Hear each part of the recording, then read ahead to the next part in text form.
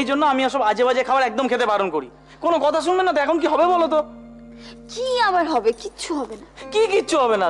তুমিও বলছো কিচ্ছু হবে না, ওদিকে পিসিমণিও বলছে কিচ্ছু হবে না, গাল টিপে দিয়ে চলে গেল, বললো মেজাজে কলেজে যা, আনন্দে কলেজে যা। কি ব্যাপারটা কি বলো তো?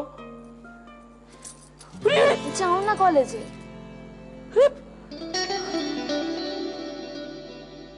এই আমি তোমাকে বলতে ভুলে গিয়েছিলাম, আমি তোমার জন্য সেদিন ওষুধ কিনতে গেলাম না, তোমার সায়নের দাদা অয়ন, ওর সঙ্গে দেখা হলো।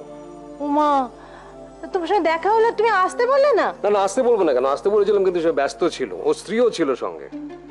তো গেস্ট হাউসের এত কাছে এলো, তুমি এখানে এলো না? না না, সে না, আপনার সঙ্গে একজন দেখা করতে এসেছে।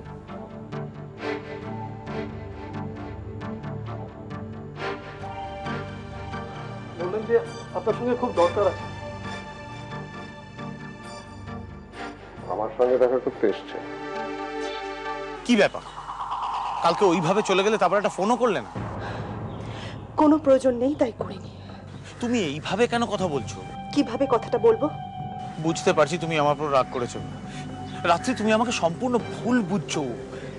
আমি যেটা বলতে চেয়েছি। তোমার আর কিছু বলার আছে? রাত্রি প্লিজ দেখো, তুমি আমাকে একটু বোঝার চেষ্টা করো। নরেশ আগরওয়ালের সঙ্গে কি কথা হয়েছে সেটা আমার জানা প্রয়োজন। অয়ন প্লিজ, আমি তোমাকে শেষবারের মতো বলছি, তুমি আর আমাকে ফোন করে বিরক্ত করো না। রাত্রি, ও আরেকটা কথা তোমাকে জানানো খুব দরকার। আমি খুব শীঘ্রই বিয়ে করছি। না না রাত্রি, তুমি এটা করতে পারো না। কেন পারি না? তুমি কি চাও অয়ন? তুমি যা খুশি তাই করবে, আমি তোমার হাতে পুতুল হয়ে থাকবো? না, সেটা সম্ভব নয়। আমারও একটা জীবন আছে।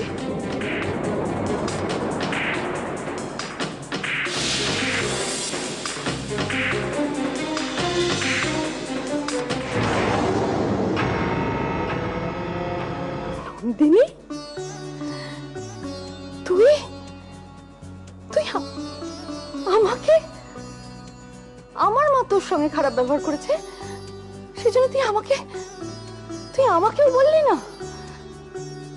তোর বৌদি ভাই এত খারাপ? তুই আমাকেও কথাটা বললি না? বৌদি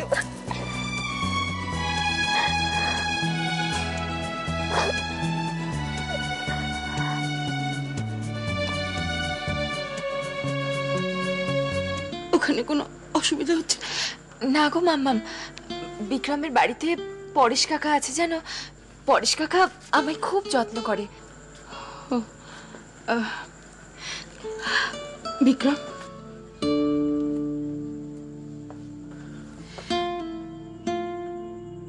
বলুন। বিক্রম, মামুনি আমার একমাত্র মেয়ে, আমার জীবন। বড় আদর যত্নকে মানুষ করেছি বাবা। ওর সব দায়িত্ব এখন থেকে তোমার। আমি তোমার উপর ভরসা করতে পারি তো? আন্টি, আমি সৈনিকে ভীষণ ভালোবাসি।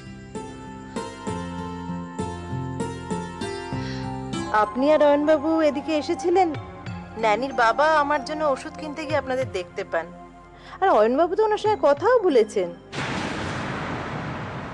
না মানে কি, ধরা পড়ে গেলেন তো? আরে আমরাও এরকম দুজনে মিলে বেরিয়ে পড়তাম।